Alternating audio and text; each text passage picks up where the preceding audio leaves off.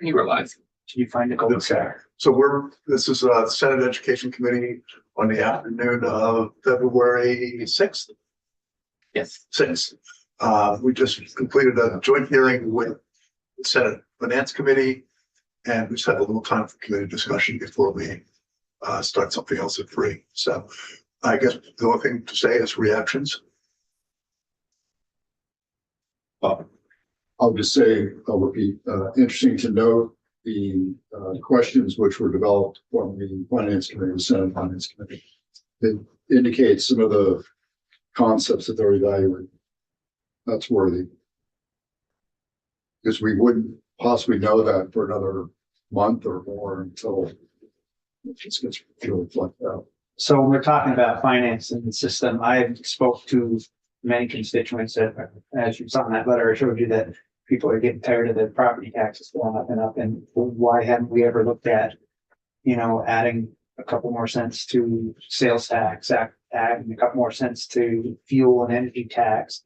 And I'd have to look at the numbers, see what they bring in, but that could offset it and bring the property tax down to a lot more affordability and then have that. And I don't know if the buffer you have that has to make it up, if there's some surplus out here, if you could take that money and it sets in a construction fund. I don't know if you can or can. I can find a chart. I know I don't have it with me. It might be in my office, but there's a chart, a list of several taxes that are levied. Like the lottery tax, for example, marijuana, meals and rooms tax, that are all used before we get to property taxes. And the sales tax, 100% of the sales tax is 6%. Yeah, I don't know. I don't know the numbers off the top of my head, but perhaps, yeah. So we're in the office. And my office, your home basement, office. I call it my office, but I know those taxes are used in order to offset how much property taxes are used to fund the whole system. So I'll try to dig up that. Well, I know on the homestead tax, I don't want to do this, everybody, but if we doubled our sales tax, we wouldn't have to pay there'd be no homestead tax. It equals out when I was looking at the chart. Homestead or not? Homestead, non-homestead is business. Yeah. So looking at that, most people I spoke to would rather, a lot of people, yeah. But again, that's what she was saying is not a consistent, if we're in a recession, it drops back. So that's why I'm wondering when it is good and we have a certain amount coming in, that when that surplus can sit in an account, or does it have to be washed out? That I need the answer to it. And it can go into a capital fund or sit for a rainy day. If I could, thanks, sir. One thing first, there is a bill in the House now to split non-homestead taxes part between businesses and second homes.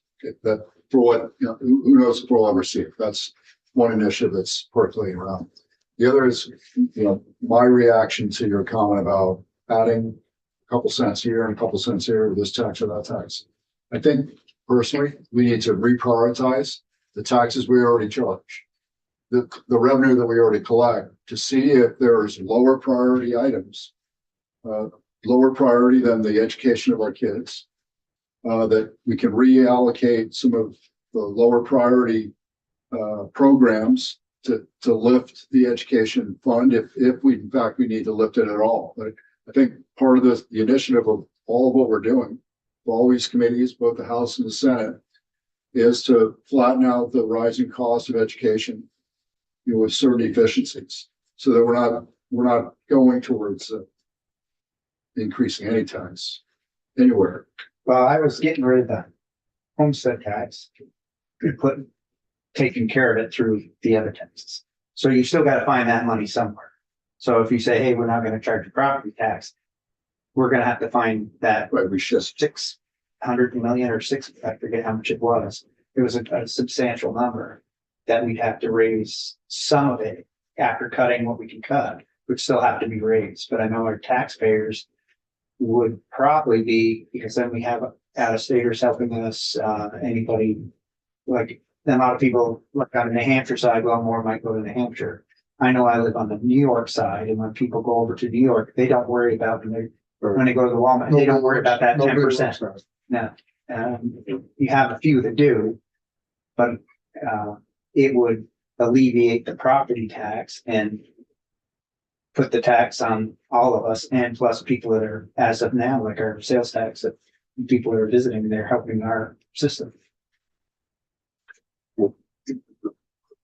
Largely speaking, the finance committee will Really? But they, make suggestions so that they'll. we can make suggestions, Yeah, of correct? course we can. And we'll, but, yeah, we'll work on that, putting it together, and then they have to figure out how to fund it. So, So last year, I proposed the tax, change the whole tax system, go to one flat tax. You do away with income tax, property tax, sales tax, and you tax goods and services.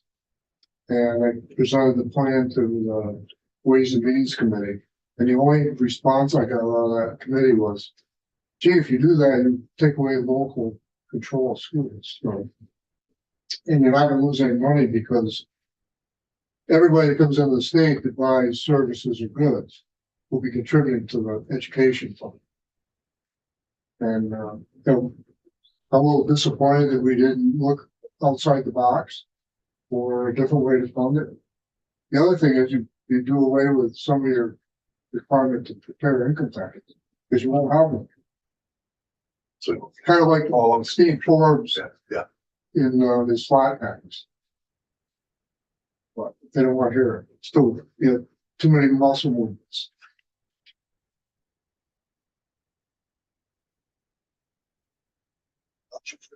yeah. Take a break.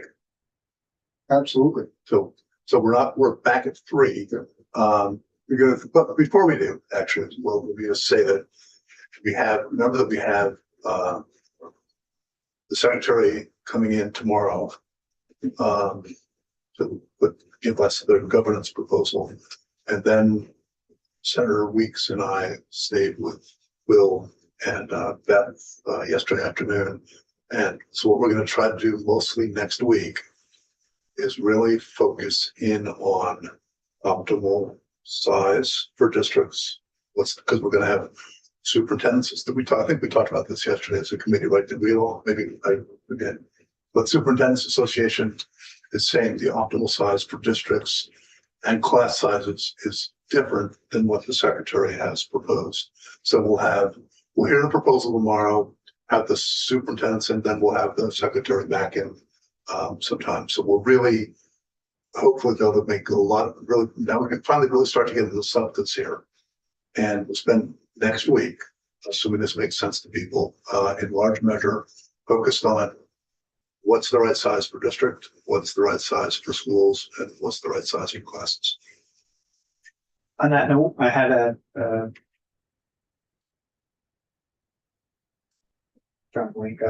school board member from up in Franklin area. His concern was when he saw the map, those 5, he goes, our concern is that Burlington's got more people in it.